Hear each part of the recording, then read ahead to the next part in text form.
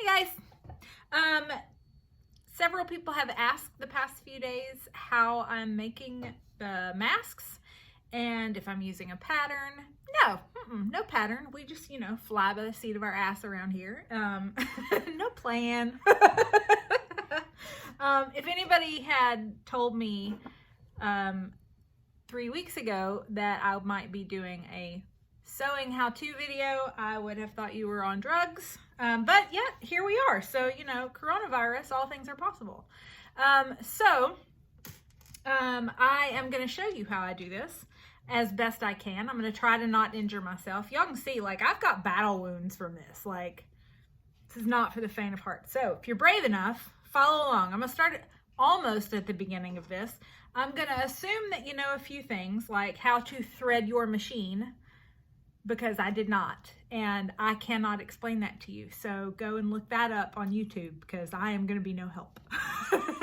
Like I said, this is going to be a little bit of the blind leading the blind, but I am going to do my best.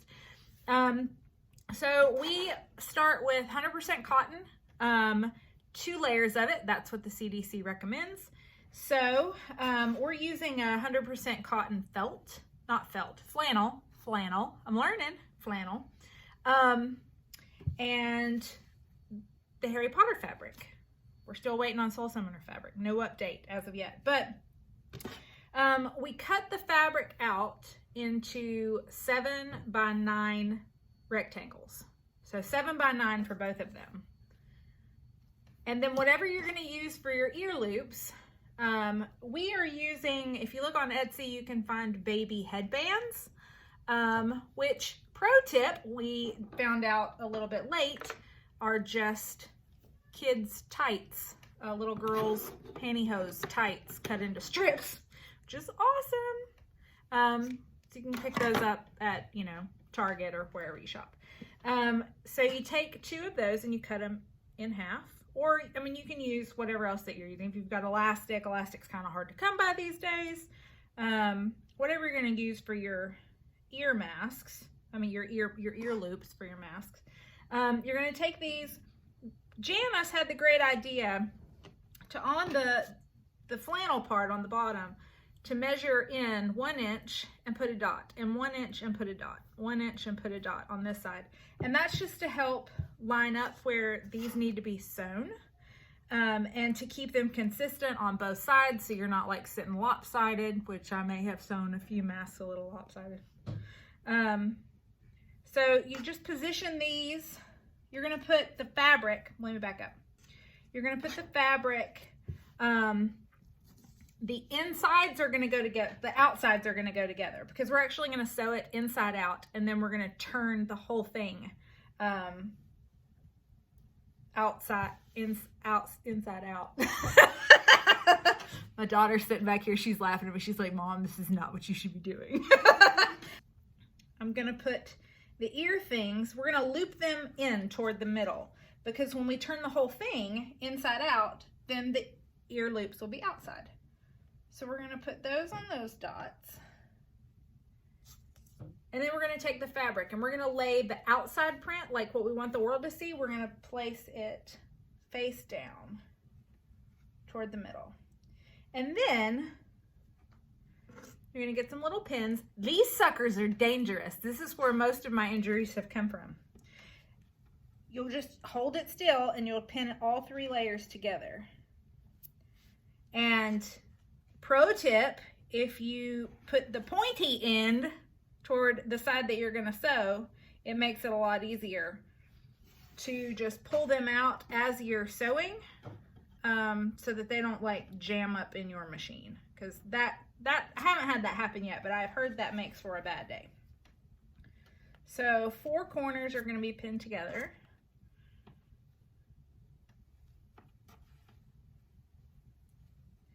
And I highly recommend having a crew to help you do this, because my kids, they're all helping, and it's awesome because they're doing a lot of this pinning. Addie's behind me pinning right now, which is fantastic. So then I'll have to just sit down and sew them. So I've got all 4 corners pinned together, everything in there. So now we've got the machine, and we've got our fabric that we just pinned.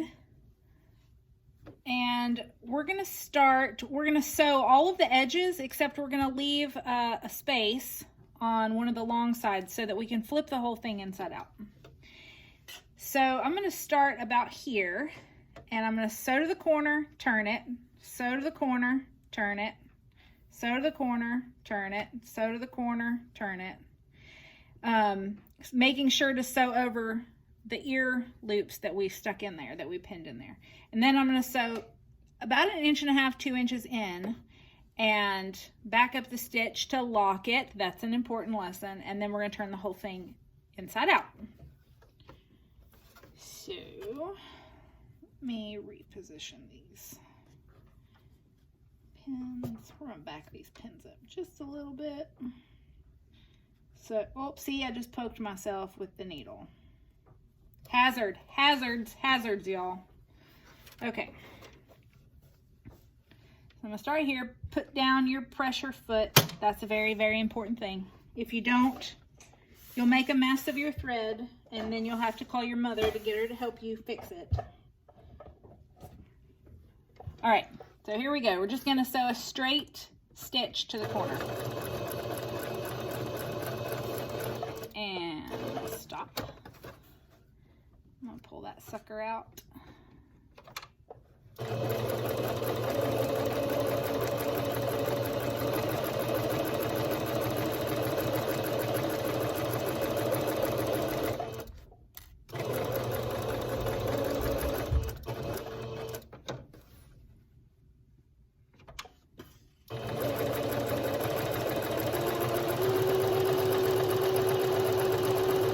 See, you can get going real fast.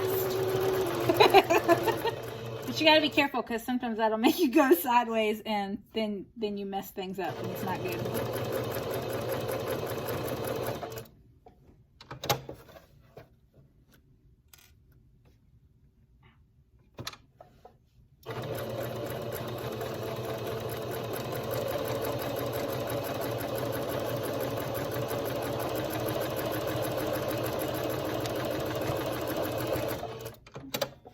And then here, we're not going to go all the way across. We're going to leave that hole. And we're going to back it up a couple of stitches to lock those in place. Y'all, I have learned so much about this. I'm so dang proud of myself. Okay. So now, I'm just going to turn the whole thing inside out. When I started doing this, I only left a hole about that big, and that's a pain in the ass. You have to stitch it anyway, so you might as well leave a big hole.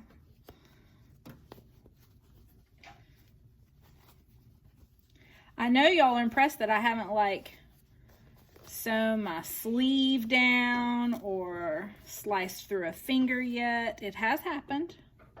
But it's not happened yet on the video. That's why we're not recording this live. Okay, so here's my hole for my mask. My ear straps are now on the outside. So I'm just going to make sure that those ends are rolled under. You can actually iron this, and it probably would look a little bit neater. You got to kind of fish out all of the corners. Janice gave me this really cool little tool that you poke, kind of looks like a chopstick that you can poke into the corners. But I lost it before I ever even used it, and so you will know the difference between my masks and her masks, because my corners are going to look like this and hers are going to look like points, the way that they're supposed to look. So there you go. You'll know who made your mask. And Mom's are flawless as well. So if they're a little bit goofy, you know it's probably me that sewed it. So then I'm going to just stitch that hole closed. I'm going to put my pressure foot down right there on the edge and just do a straight stitch all the way across.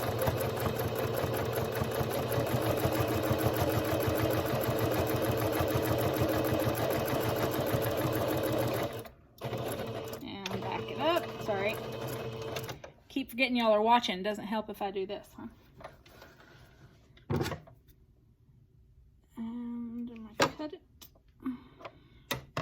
So now that edge is sewn closed. Now we got to do the pleats. That's the last part. Got to trim off your little stray threads. Now I was actually doing a pleat and pinning it, and then doing another pleat and pinning it, and then doing another pleat and pinning it, and then sewing it all the way across. But that was really time consuming, and we have a whole lot of these to do. So Debbie Kitsky, she's in the group, she posted a nice little video on my personal page on Facebook that showed how you could use a pleating tool to actually create, it's not a pleating tool, it's a seam ripper. It's a seam ripper. I do know the difference. But we're going to call it the pleating tool today. It's a seam ripper. We're going to use it as a pleating tool. So I'm going to create the first one, and I want to try to like keep my pleats even across. Otherwise, it's going to fit all wonky like on your face if they're not even. So see, it's just basically a little fold right here. And put the pressure foot down. And sewing over these is a little bit more difficult because instead of 2 pieces of thread, you've got like 4 or 6. Wait, let's count them. 4. My daughter is cracking up behind me. She's like, oh God, mom. Y'all can all tell her that I'm cool. Her name's Addie. Y'all can post in the group and tell Addie that she has a very cool mom. Okay, so I've got that in there. So I'm going to sew over that down to the edge. And then I'm going to stop. Like once I've got that together, I'm going to stop. And I'm going to use my seam ripper / pleating tool. And I'm going to grab it. I'm just going to slide it into the edge of the fabric right there. And turn it over. And then I'm going to sew that one. Isn't that so easy peasy? Thank you, Debbie, for posting that video. Saving me some time. So then I'm going to do the same thing with the third one. I'm going to get that in there a little bit more. There we go. And then I'm going to back it up. And that side is done.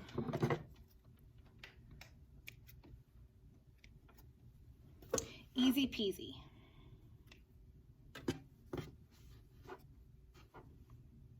Addie, how many times have I said easy peasy in this video? A lot.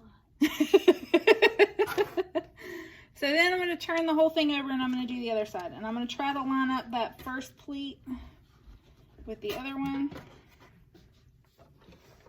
Slide that sucker in there. Put my pressure foot down. Sew to the edge of that pleat. Grab my seam ripper. Maybe you guys can see it a little bit better on this side. Let me scoot that out of the way. So I'm just going to grab it and I'm going to turn it. Y'all see that? And I'm going to get to the edge and I'm going to stop. And then I'm going to move my seam ripper down, grab it, and turn it.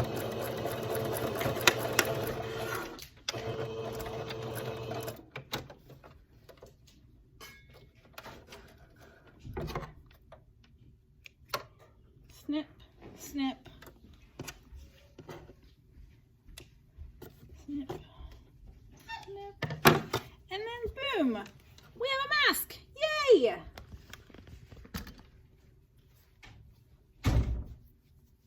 Oh, and it works. Yay, it works.